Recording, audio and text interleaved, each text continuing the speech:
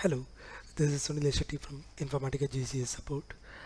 Today I'm going to talk about JMS message event in one of the scenario where we have a multiple base object as a child in the package where you are framed with a join condition, and if you are expecting complete data, which means including all the child record, should be displayed in the XML event, then what we are supposed to do in the configuration part. As out of the box it won't be given, we need to do some configuration changes so that we can retrieve all the data in the XML event. So today's topic in the agenda will be overview and prerequisite, followed by configuration, followed by demo. So prerequisite is you must be knowing how to configure message queue in the MDM, as we are going to talk about advanced topic of the message queue event XML. So today's topic is when we have a package which contains inner join between parent and child base object, and when we do an update on the parent, and as a form of that we expect an XML event for that particular event to the downstream. By default the generated XML list pick random child records instead of all the related child record in the publishing XML. So for the configuration part I'll talk about in the next slide. So what we have to do to get the complete data. As you all know that the JMS event messages we provide mainly insert, update, update xref, accept as unique, merge, unmerge, and merge update, etc. You can also find all the events which we provide in the below request.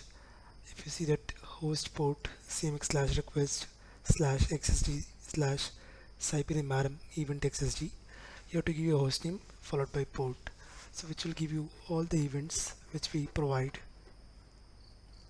So coming to the configuration part, so we have a property in the CMX server property file, property name cmx.server.multi underscore data underscore set underscore schema equals to true. So this property will help you to pick up all the related child records in the published XML. Make a note, once we apply this property after restart with a clean server cache, we have to regenerate the JMS event schema manager, else we won't be able to see the property of impact in the event. So I'll talk about in the demo part, how exactly data looks, XML looks, and where exactly we need to do this property changes. Up console screen. So we have a message queue already configured. If you would like to see the message queue, it is a testing queue which has a testing connection success. And for my one of the schema which I'm taking as an example here is cparty message trigger setup, which has a message test, which has a package person ID search and a queue testing queue. For mainly update and updating only xref, I have enabled the events for all the columns. So without this property, when we have a data, if you see the data here,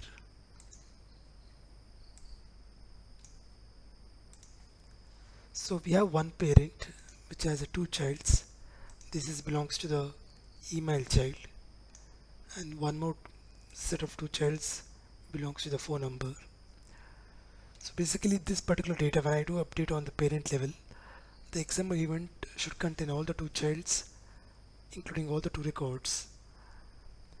So let me show you when we do an update from the data manager for the record, for example cparty.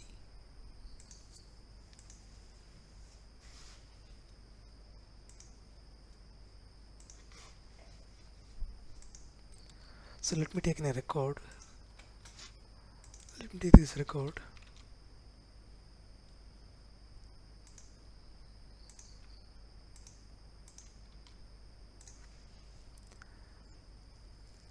Okay, let me edit this record.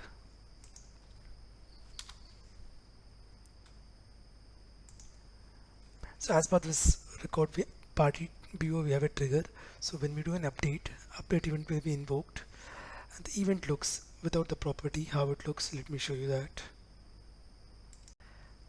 If you see the XML event, you can see that for this particular package we have a roadie object, display name, and one email address and one phone number type code.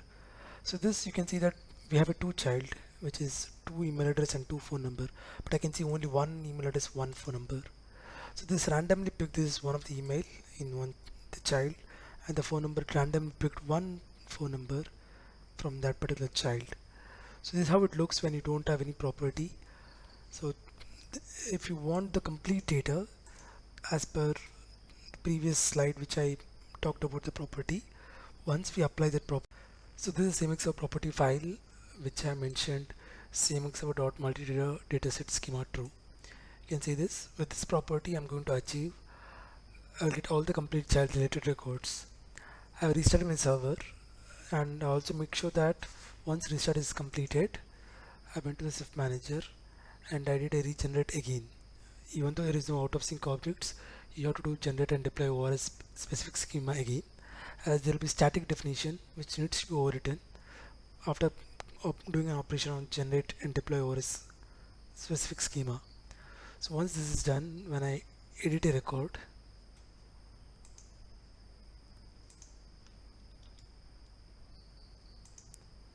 and I save the record, from the logs I can see the sending message event. It will be like this, sending message XML string. So this will be the complete message. I have already copied, and let me show you in the another editor.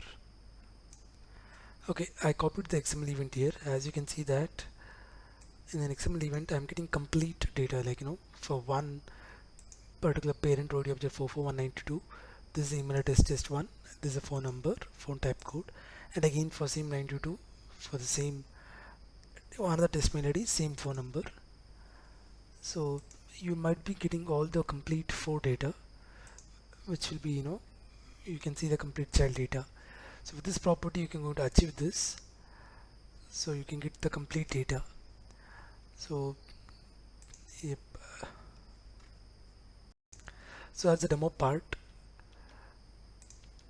so we would love to hear from you. Support videos and @informative.com and the Twitter https://twitter.com/support. Thank you.